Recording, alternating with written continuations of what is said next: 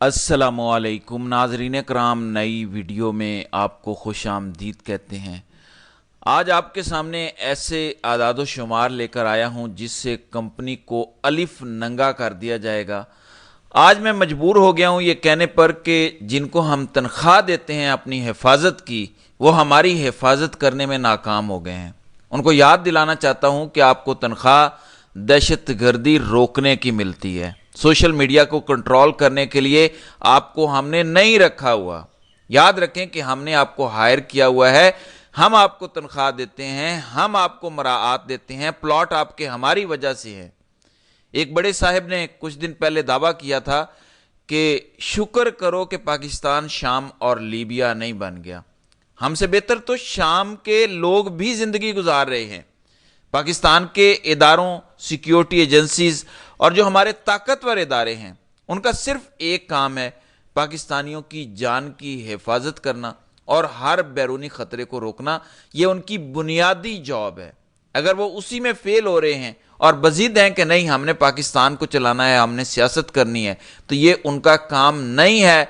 ना वो ये काम कर सकते हैं, ना उन्हें ये आता है। नाज़रीन किराम, तनवीर सादिक, उनकी मकबूजा कश्मीर में मुलाकात हुई। अमरीकी एम्बेसी का अमला श्रीनगर पहुंचा। अमरीका मकबूजा कश्मीर में बाकायदा दौरे कर रहा है, उनके सफरा वहां पहुंच रहे हैं। दूसरी तरफ हम मोदी को पाकिस्तान आने की दावत दे रहे हैं। कश्मीर को पूरी तरह से हमने गिफ्ट रैप करके भारत को दे दिया है और अब वहां पे खिचड़ी कुछ और किस्म की पक रही है। हम तो तनख्वाह इस चीज की दे रहे थे कि हमें कश्मीर आजाद करके दो, वो भी नहीं हो सका। चलें, आपकी कैपेबिलिटी से बाहर है, हमने मान लिया, लेकिन पाकिस्तान के अंदर रहने वालों की हिफाजत भी तो आपने करनी थी। आपसे वो भी नहीं हुई। बलूचिस्तान में जो कुछ हो रहा है उस पर मैं अपने गुज़श्ता व्लॉग में तफसीलन गुफ्तगू कर चुका हूं कि किस तरीके से खान को जेल में राजी किया गया जलसा कैंसिल करने के लिए। पहली बार पूरी तफसील सामने आई है। जिस बंदे को इस्तेमाल किया गया, जिससे राब्ते किए गए, वो खुद बोल पड़ा है। आपको वो भी सुनवाता हूं, लेकिन पहले आपको बताता हूं कि ग्लोबल टेररिज्म इंडेक्स क्या कहता है। एक दफा हमें कहा जाता है कि शुक्र करो, कदर करो कि पाकिस्तान शाम नहीं बन गया, लीबिया नहीं बन गया। दुनिया भर में दहशतगर्दी के इंडेक्स में पाकिस्तान का चौथा नंबर है। जहां सबसे ज्यादा दहशतगर्दी है, शाम हमसे बेहतर है, वो नीचे है 5वें नंबर पर। लीबिया 39वें नंबर पर है। तो लीबिया तो हमसे बहुत बेहतर है दहशतगर्दी में। तो ये कौन सी कहानियां हमें सुना रहे हैं। इसी ग्लोबल टेररिज्म इंडेक्स को अगर हम 2021 में देखें, खान के दौर में पाकिस्तान दहशतगर्दी में 9वें नंबर पर था, लेकिन रजीम चेंज ऑपरेशन के बाद अब 2023 में पाकिस्तान का नंबर चौथा हो गया है। तो इतनी दहशतगर्दी पड़ी है कि हम 9वें से चौथे नंबर पर आ गए और अभी 2024 के नंबर्स नहीं आए। जिस तरह से बलूचिस्तान में एक एक दिन में हो रहा है, खैबर पख्तूनख्वा में हो रहा है, अब हम दुनिया में नंबर 1 होंगे। अब आप इसी टेररिज्म इंडेक्स को देखें तो दहशतगर्दी के वाकयात सबसे ज्यादा 2023 में किस मुल्क में हुए हैं? पाकिस्तान टॉप पर है। फिर दुनिया में सबसे ज्यादा जो दहशतगर्दी से लोग मरे हैं, पाकिस्तान वहां पर भी चौथे नंबर पर है। शाम में भी हमसे कम लोग मरे हैं। जो आप कहते हैं कि शुक्र करो कि शाम और लीबिया नहीं बने, और तो और अफगानिस्तान हमसे बेहतर हो गया है। फिर 2023 में सबसे ज्यादा लोग दहशतगर्दी से जख्मी कहां पर हुए? उसमें पहले नंबर पे इसराइल, दूसरे नंबर पे पाकिस्तान है। तो हम यहां भी शाम, लीबिया और सारे ममालिक से बदतर हैं। अब ये किसका जवाब है जो वो नहीं कर रहा? नाज़रीन इकराम, अब जिस मुल्क में दहशतगर्दी दुनिया में सबसे ज्यादा हो रही है, मेरा बादशाह सलामत से सवाल है कि उस मुल्क में कोई इन्वेस्टमेंट कैसे करेगा। मैं ये नहीं कह रहा कि खित्ते में सबसे ज्यादा दहशतगर्दी है। रेटिंग ये बताती है दुनिया की कि पाकिस्तान में दुनिया में सबसे ज्यादा दहशतगर्दी है। कोई पागल का बच्चा है जो यहां आके अरबों डॉलर लगाएगा? कोई जवाब है आपके पास? और अभी 2024 के नंबर्स आने हैं, इन्होंने हर चीज में टॉप करना है। मैं आपको लिख के देने को तैयार हूं। ईरान हमसे बेहतर, अफगानिस्तान हमसे बेहतर, शाम हमसे बेहतर, लीबिया हमसे बेहतर। कौन सी रियासत हमने पाल रखी है जिसमें हम सबसे बदतर हैं? नाज़रीन इकराम, जब कोई आइन और कानून से बाहर निकल जाता है, खुद को मावराए आइन और मावराए कानून डिक्लेयर कर देता है, हर चीज पर कब्जा कर लेता है, तो रिजल्ट यही होता है जो आज आ रहा है। آج ہم دہشت گردی کے واقعات میں دنیا میں نمبر 1 ہیں. شرم کا مقام ہے ہمارے لیے. یہ کس نے کیا ہے؟ کس کی سب سے زیادہ حکومت رہی ہے پاکستان میں؟ یہ انہوں نے کیا ہے. 77 سال ہو گئے ہیں پاکستان کو بنے ہوئے. ہر بری چیز میں نمبر 1 اور ہر اچھی چیز میں ہم نیچے ہیں. تو کون ذمہ دار ہے؟ کیا عمران خان ذمہ دار ہے جس نے ٹوٹل 3.5 سال حکومت کی اور اس کی حکومت کے دوران دہشت گردی کم ہوئی؟ یا جو 77 سال سے پیچھے بیٹھ کر اس ملک کو چلا رہے ہیں؟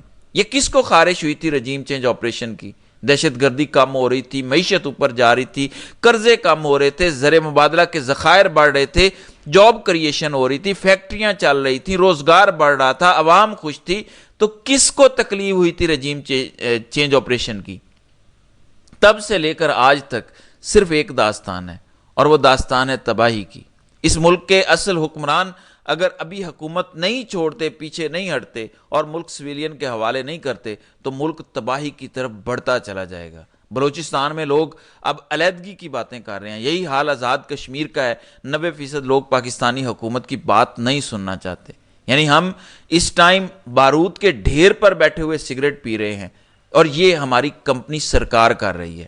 بہرحال علی امین گنڈا پور نے بالآخر بتا دیا ہے کہ سب کچھ کیا ہوا، کیسے ہوا. عمران خان کو جلسہ نہ کرنے کے لیے، منانے کے لیے کس طرح کے پاپڑ پیلنے پڑ گئے، یہ ذرا ملاحظہ کریں. تو جب یہ کہا گیا کہ جی ایک دفعہ خان صاحب سے جا کے ملیں اور خان صاحب سے آپ بات کریں اس کے اوپر، اور خان صاحب کو بتائیں کہ یہ حالات ہیں، کیونکہ خان صاحب تو جیل میں ہیں، تو میں نے تو صاف انکار کر دیا، کیونکہ میں نے کہا میں تو صبح سے عوام کو لے کے نکلوں گا اور عوام کے ساتھ ہی جاؤں گا، میں صبح سے جانے کے لیے کسی بھی صورت تیار نہیں ہوں. تو پھر یہ کہا گیا کہ آپ کو فون میں ملا دیتے ہیں. تو میں نے کہا فون پہ تو مجھے پتہ نہیں آگے سے کون ہو، آج کل ڈیپ فیک اور آوازیں اس طرح کی ہیں. تو میں نے کہا لے آئیں میرے پاس، خان صاحب کو یہاں پہ لے آئیں. تو خیر یہ میری ایسی ڈیمانڈ تھی کہ میرے خیال میں وہ وش میں کہہ سکتا ہوں اس کو.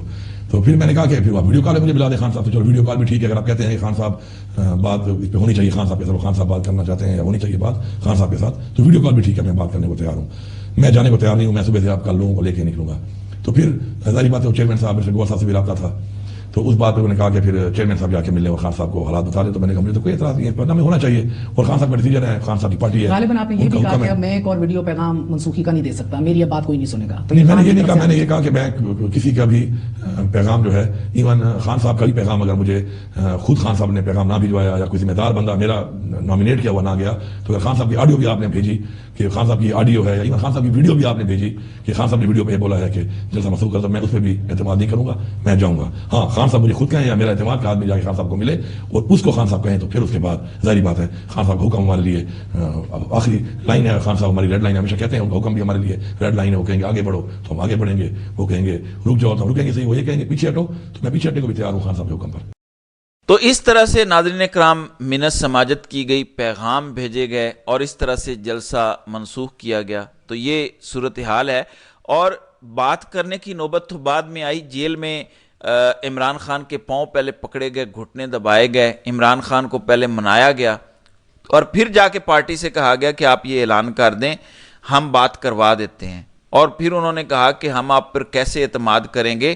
تو اس کے بعد عمر ایوب اور باقیوں کو بھیجا گیا، لیکن لوگوں کو اس پر اعتماد نہیں تھا، اس لیے اعظم سواتی کو استعمال کیا گیا، کیونکہ ان کی قربانی بڑی ہے، انہوں نے بڑی ماریں کھائی ہیں، ان کے ساتھ بڑا ظلم ہوا ہے. تو لوگوں نے ان کی بات پر یقین کیا اور اس طریقے سے کمپنی سرکار کی جو ہے وہ جان چھوٹی ہے. تو ناظرین کرام، آپ کی اس ویڈیو کے حوالے سے کیا رائے ہے؟ آپ اپنی رائے کا اظہار کامنٹ سیکشن میں ضرور کیجیے گا.